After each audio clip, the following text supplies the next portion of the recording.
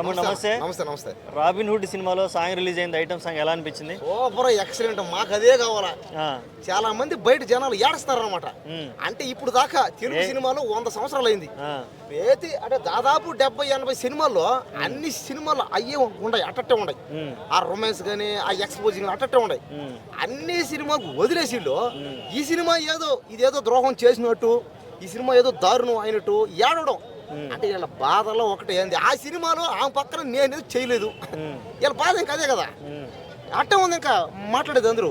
అరే ఆ సినిమాలో ఆడదాకా వేసుకుందే, నోట్లో అది పోతుంది, మల్లెపూలు ఉన్నాయి, ఇట్టెగరుతుంది అట్టెగరుతుంది, ఆమె పక్కన నేను ఎందుకు పోయానే, ఆమెను పట్టుకోలేకపోయానే, ఆమెతో నేను చేయలేకపోయానంటే నువ్వు డబ్బులు పెట్టి తీయే మరి ఇంకంతే కదా. మరి నీ బుద్ధి అయింది. ఇంత ముందు పెద్ద సినిమాల్లో హీరోలు చేశారట, నీ బుద్ధి జ్ఞానం నువ్వేం మాడలేకపోయినావు. కాబట్టి ఏంటంటే ఇది రాంగ్, ఇది అలా చేయడం మొత్తం రాంగే. కాబట్టి ఏంటంటే అందరూ దయచేసి ఈ సినిమాను కూడా చూడాలి.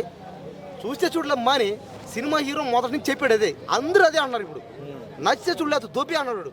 మనమే అనవసరంగా మన దూల బట్టి 1000 రూపాయలు 2000 3000 కొంతమంది అభిమానంతో, కొంతమంది నాకు డబ్బులు ఉన్నాయని సినిమా చూస్తా, సినిమాలో చూడాలంతే, ఎంటర్టైన్మెంట్ పరంగా తీసుకొని పోయి చూడాలి.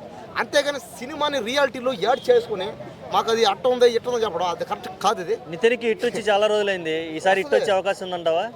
ఖచ్చితంగా వస్తుంది, ఈ సినిమా ఖచ్చితంగా హిట్ అవుతుంది.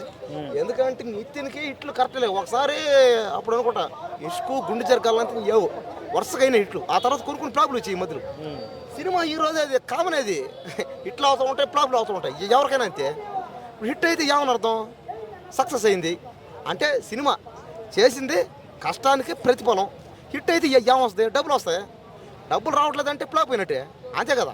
ఈ రోజులు అంతే, ఈ రోజులు హిట్ అయిందంటే ఏమని అర్థం, డబ్బులు వచ్చినాయంతే, హిట్ ఫ్లాప్ తీసి పక్కంతే.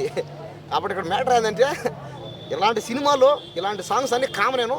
పైగా అది ఏం సినిమా, అది రాబిన్ హుడ్. అది పైగా నితిన్ సినిమా అంటే ఇది లవర్సు, యూత్, ఫ్రెండ్స్ పోతారు, ఫ్యామిలీలు కాస్త తక్కువే.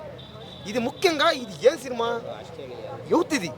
కాబట్టి ఇది యూత్ సినిమా, కాబట్టి యూత్ ఎక్కువ మంది పోతారు, ఫ్యామిలీ వాళ్ళు కూడా కొంతమంది పోతారు. కానీ ఇలాంటి సాంగ్ తీయడం బాగానే ఉంది. కానీ ఈ సాంగ్లు అయితే ఏం లేదు ఎక్కడ, నాకు చాలా హ్యాపీగా ఉందన్నమాట. సినిమాలో క్రికెటర్ డేవిడ్ వార్నర్ కూడా ఉన్నారని చెప్పారు. అవును, ఏం ఎక్స్పెక్ట్ చేస్తున్నావు ఆయన నుంచి? ఇంకా హ్యాపీ ఉంటే, ఆయన కాస్త ఉంటే ఇంకేమవుద్ది, ఇంకా ఫేమస్ అవుద్ది, పబ్లిసిటీ అవుద్ది.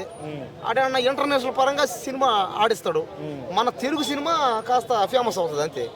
ఆ సినిమాలు చేయడం వల్ల ఇంకేమవుద్ది, తెలుగు సినిమా రేంజ్ కాస్త మారుతుంది ఇంకాస్త, అంతే కదా. హ్యాపీ ఇంకా పెట్టమను, ఆయన్ని పెట్టమను, క్రికెటర్ని పెట్టమను, ఫేమస్ అయిన పెట్టమను, హ్యాపీ కదా. ఇంకా చేయాలి, ఇలాంటివి చేస్తేనే ఏమవుద్ది, సినిమా పరిధి కూడా పెరుగుతుంది, సినిమా ఇండస్ట్రీ కూడా బాగుపడుతుంది.